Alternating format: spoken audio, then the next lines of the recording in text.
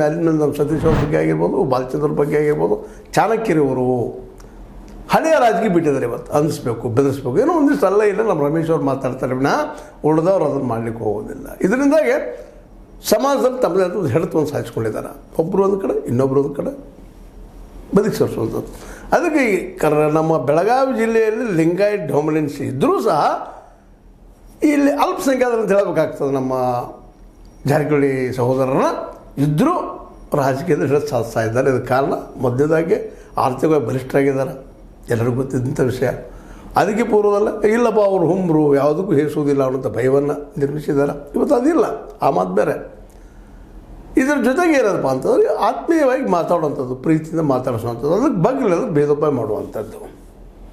ಯಾಕಪ್ಪ ಅಂತಂದರೆ ಲಕ್ಷ್ಮೀಬಾಯಿ ಹೆಬ್ಬಾಳ್ಕರ್ ತಮ್ಮವರು ಅವರು ಫುಲ್ಲು ತಯಾರಿದ್ದರು. ಆದರೆ ಲಾಸ್ಟ್ ಮೂಮೆಂಟ್ದಾಗ ಅದೇನು ಹೇಳಿದರು ಒಪ್ಕೊಂಡ್ರು ಅವರು. ಅದು ಹೆಬ್ಬಾಳ್ಕರ್ ಬಾಯಿ ಅವರು ಸೋಲೋ ಗೆಲುವೋ ಇನ್ನು ಮುಂದಿನ ದಿನದಲ್ಲಿ ಗೊತ್ತಾಗುವಂಥ ವಿಷಯ.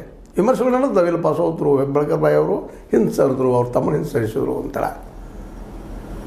ಅಂದ್ರೆ ಒಟ್ಟಾರೆಯಾಗಿ ಏನಾಗಿಬಿಟ್ಟಿದಪ್ಪ ಅಂತಂದ್ರೆ ಇದು ಪೂರ್ತಿ ಈ ಕ್ಷೇತ್ರಕ್ಕೆ ನಡೆದಂಥದ್ದಲ್ಲ ಕೆಲಸ. ಇದರಿಂದಾಗೆ ಸಹಜವಾಗಿನ ಏನಪ್ಪ ಅಂತಂದ್ರೆ ಈ ಪ್ಲ್ಯಾನನ್ನು ಇವತ್ತು ಇಂಟ್ರೊಡ್ಯೂಸ್ ಮಾಡ್ತಾ ಇದ್ದಾರೆ. ಇಲ್ಲ ಜಾತಿ ಬಲ ಇದು ಮುಂದೆ ಹಣ ಬಲ ಅಂತ ಇವರು ಸಾಕಷ್ಟು ಅದಾರ. ಧನ ಬಲ ಇರೋದು ಹಣ ಬಲ ಇರೋದು ಅಂತ ಗೊತ್ತದ, ಏನು ಪ್ರಶ್ನೆ ಅಲ್ಲ. ಜನ ಮಾತಾಡ್ತಾರೆ. ತೋಳು ಬಲ ಇವತ್ತು ಬಿಟ್ಟಿದ್ದಾರೆ, ಸಂತೋಷ ಪಡುವಂಥ ವಿಷಯ. ಇವತ್ತು ರಾಜಕೀಯ ಜಾಣ್ಮೆಯನ್ನು ಮಾಡ್ತಾಯಿದ್ದಾರೆ. ವಿಠಲ್ ಹಲಗೇಕರ್ ಸುಲಭವಾಗಿ ಬಗ್ಗುವಂಥ ಆಸಾಮಿಲ್ಲ, ಅರವಿಂದ್ ಪಾಟೀಲರು ಅಲ್ಲ.